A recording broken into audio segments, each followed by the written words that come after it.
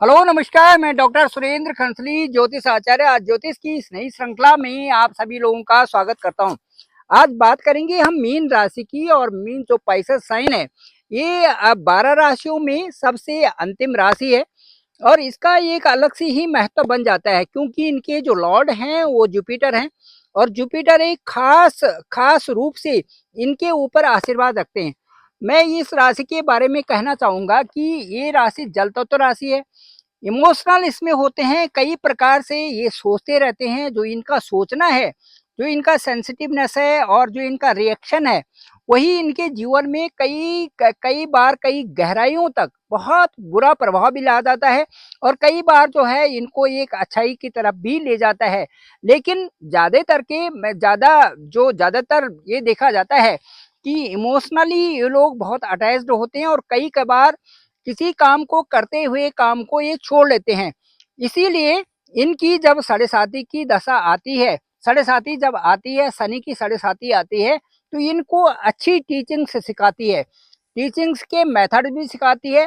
और साथ साथ में इनको जीवन जीने के लिए एक अच्छा रिसर्च करवाती है। उसके बाद तो ये जीवन में, ताकि ये जीवन में सही दिशा में आगे बढ़ सके। मीन राशि जो है ये कई सारी चीज़ों को अपने दिमाग में ले लेती है। और उसके बाद ये सोचती है कि मैं जो है इसको अपने ढंग से इसको कर सकता हूँ। और अपने ही ढंग से करने में कई प्रकार से कई इमोशनल है, कई रिएक्शन है। और इसी प्रकार से उन चीज़ों को इमेजिनेशन का जो रिटेंशन का इनका जो जो स्वभाव है, और उसके बाद उसको एक अच्छे से प्रोजेक्ट के रूप में न रखना और उसको जल्दीबाजी में करना, ये जीवन में कई बार ऐसी ऐसी चीजें ले आती हैं कि जो इनको जीवन में बहुत परेशानी उसमें हो जाती है। मैं कहना चाहूंगा कि जो जो जो इनका कई बार जैसे जैसे कहते हैं कि किसी के साथ में बात होना और बात बात करते करते फिर उनका जवाब न देना। यदि इनसे पूछा जाए कि भाई बात का जवाब क्यों नहीं दिया, तो इनके पास कोई कोई उसका जो आंसर नहीं होता। और ये लास्ट में ये होता है कि मुझे पसंद नहीं आया। तो इस तरह से ये जो मीन राशि के लोग होते हैं, इनका ये स्वभाव तय हो जाता है। और कई सारी चीजों चीजों को फोकस्ड नहीं कर पाते उसमें। ये एक चीजें केवल शनि की जब दशा और अंतर्दशा आती है, ये साढ़े साती का जब पीरियड होता है या ढैया का जब पीरियड होता है, वो इनको इन सारी चीजों को सिखा देती है और एक परिपक्व मैच्योर स्थिति में पहुंचा देती है।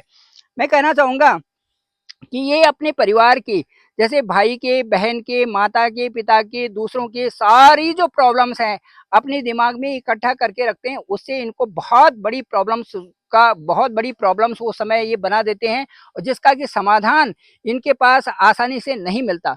अब मैं ये बताऊंगा, क्योंकि ये जल तत्व राशि है, जल में तरंगे होती हैं, इनके साथ भी वही प्रॉब्लम्स है, इमोशनल भी होते हैं। और कई प्रकार की स्थितियां इनके साथ में आ जाती हैं।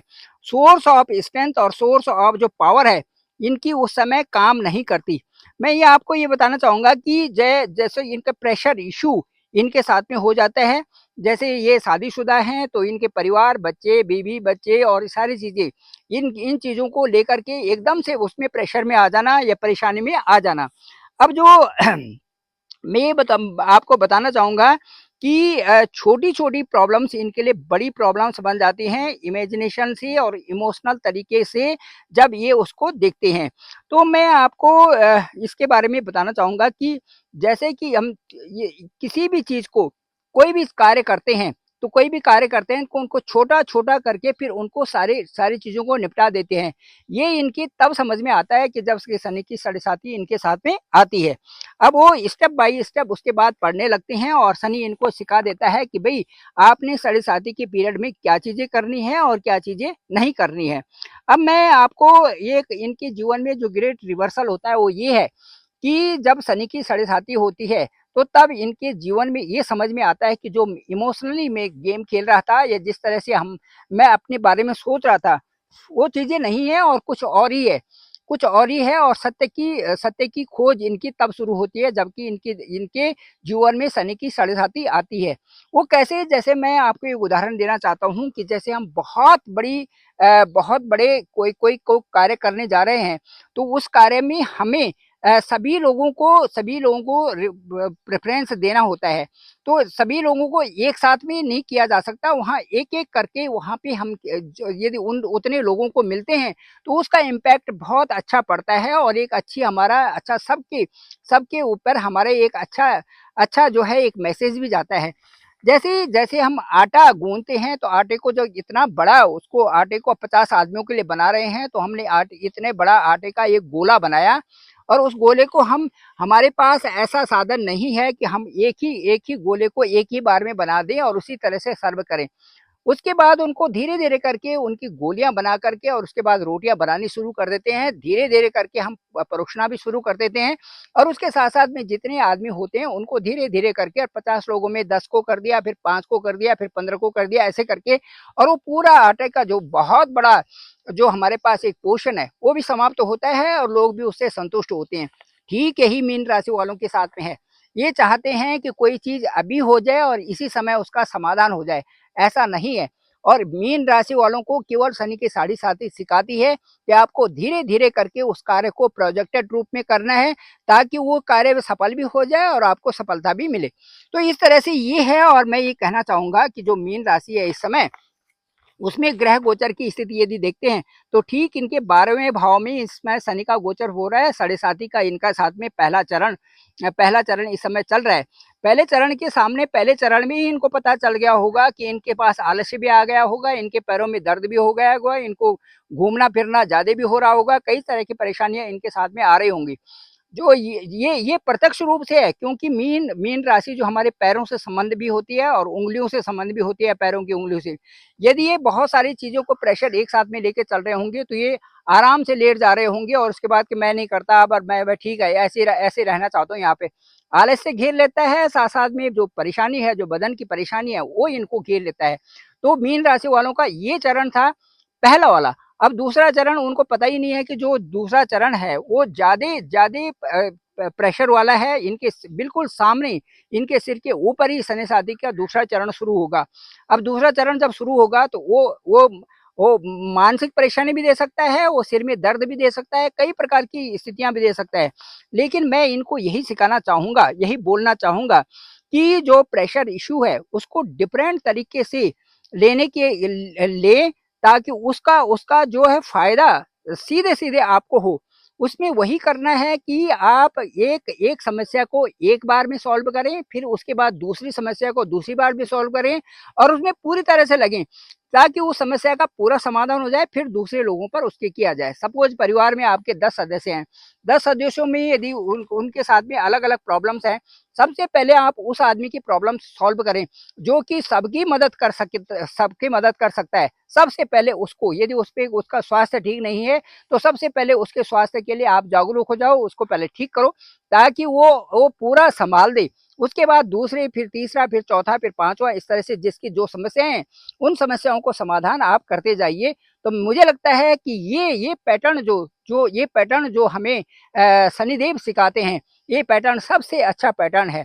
उससे हमें एक ये भी हमारे दिमाग में ये भी आता है कि जीवन का तरीका यही है कि हमें सभी लोगों को और सही तरह से ताकि सभी स्वस्थ भी हों और सही तरह से कार्य भी कर सकें। तो उसके लिए हमें इन चीज़ों को सीखना भी ज़रूरी है और उनको कार्य रूप लेना भी ज़रूरी है। तो ठीक जो शनि की साढ़े साती का दूसरा चरण होगा, अभी आप 29 मार्च 29th जो मार्च है 2025 वहाँ पर शनि आपके दूसरे चरण में प्रवेश करेंगे। वहाँ पर हालाँकि जो है 12 अंक है और 12 अंक जो है गुरु का वहाँ पर घर होगा। वहाँ पर जो शनि का देने का तरीका होगा वो थोड़ा बदला हुआ रहेगा। फिर भी आप इस चीज़ को ध्यान में रखें कि सभी समस्याओं को एक-एक करके समाधान करें और आगे बढ़ने की जो जुगत है उसको प्रबल करें ताकि जो है आप आगे बढ़ते जाएँ। इन समस्याओं के घेरे में ना आएँ, उस इमोशनल के घेरे में ना आएँ, उन चीज़ों के घेरे में ना आएँ जो कि आपके ऊपर बहुत सी तरंगे ला देती है और आपको फिर डाउन करती है।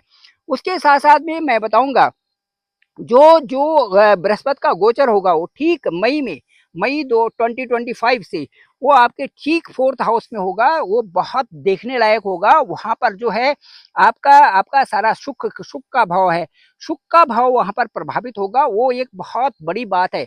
सुख से संबंधित है कि आप अपने जीवन को कैसे जी रहे हैं, आपका स्टाइल क्या है, आपका मेथड क्या है, आप क्या करने जा रहे हैं, आपकी मकान की क्या पोजीशन है, आप कैसे मॉडिफिकेशन करेंगे, आपकी गाड़ी कैसे होगी, किस तरह से गाड़ी आपके पास होगी, इन सब चीज़ों का पूरा लेखा जोखा अब जो है बृहस्पति के पास होगा, क्योंकि वो जो है 2025 मई से आपके 4th हाउस में जा रहे हैं। 4th हाउस का मतलब है कि सुखों का भाव, ये आपको तभी दे सकता है जबकि आप शनि के साढ़े साथी के नियमों को फॉलो करें। उनके नियम ये हैं कि आप किसी भी चीज़ को धीरे धीरे करके करें और उसको वहां तक पहुंचाएं जहां तक कि आपकी सक्सेस है। सक्सेस लेने के लिए आपको धीरे धीरे करके और बेहतर ढंग से अटेम्प्ट करने पड़ेंगे। जिस प्रकार से एक रिसर्च के लिए सबसे पहले हम एक सब्जेक्ट को ढूंढते हैं, और सब्जेक्ट को ढूंढने में ही जब हम अपने उसके पास जाते हैं, अपने गाइड के पास जाते हैं, अपने प्रोफेसर के पास जाते हैं, तो वो कई दिनों तक हमें सब्जेक्ट के ही ऊपर लटका के रखते हैं कि ठीक है अभी और सोचिए, ठीक है अभी और सोचिए, ठीक है अभी और सोचिए। और उसके साथ साथ में हमें लगता है कि हम ही कोशिश कर रहे हैं, शायद हमारा प्रोफेसर इसमें ध्यान नहीं दे रहा है, जबकि ऐसा नहीं है। वो भी आकलन करते रहते हैं कि कौन सा टॉपिक बहुत ज़्यादा सूटेबल होगा जिसकी कि आज तक रिसर्च नहीं हुई है, और उस प्रकार से उसको सोचते सोचते 1 महीना लग जाता है, 2 महीने लग जाते हैं, 6 महीने लग जाते हैं, टॉपिक ही पूरा नहीं होता। जब टॉपिक कंप्लीट होता है तो आप ये समझिए कि आपका आधा काम हो गया। इसी तरह से किसी भी कार्य को करने के लिए शनि यही कहते हैं कि पहले उसको डिसाइड कर लिए। डिसाइडिंग जो है that methods is very super most. तो उसको हम डिसाइड जब करेंगे, उसके बाद उसके उसके साथ में जो भी चीजें होंगी उनके लिए हमने क्या करना है, क्या नहीं करना है, कैसे हमने डेटा को कलेक्ट करना है, कैसे हमने सोर्सेस को कलेक्ट करना है, क्या सोर्स का मेथड होगा, कहाँ से वो कलेक्ट होंगे, ये सारी चीजें आती हैं। फिर धीरे धीरे करके जो अपनी स्टडी को हम आगे बढ़ाते हैं, यही चीजें शनि हमें सिखाता है। विशेष करके मीन राशि वालों के लिए कहना चाहता हूँ कि आप सभी चीजों को अपने दिमाग में ना लें। सभी का जो दर्द है, सभी की जो प्रॉब्लम्स है, वो अपने साथ में लेके चलते हैं और फिर अपने हिसाब से उसमें जुगत लगाते हैं, वहीं पर आपका फेल्यूर हो जाता है। इसीलिए आपको एक एक की परेशानी, एक एक की चीजों को देखना है और तब उसमें आगे बढ़ना है। ये आपको जुपिटर भी और इस आपको सैटर्न भी सिखा रहे हैं। और आप कमिंग जो ईयर 2025 है, ये आपके लिए बेहतर होगा यदि आप इन चीजों को ध्यान में रखें। इसके साथ साथ में जो केतु का विचरण होगा वो आपके ठीक जो है छठे भाव में होगा। केतु में छटपटाहट होती है, जैसे कि राहु इच्छाओं को उसी समय चाहता है कि मुझे ये भी मिले, ये भी मिले, इस तरह से मिले। लेकिन जो जो केतु हैं, केतु में छटपटाहट होगी और वहां पर छटपटाहट के तरीके से आपको छठे भाव में कई तरह के अच्छे रिजल्ट भी मिल सकते हैं। छटपटाहट का मतलब ये है कि उसको आप दूसरी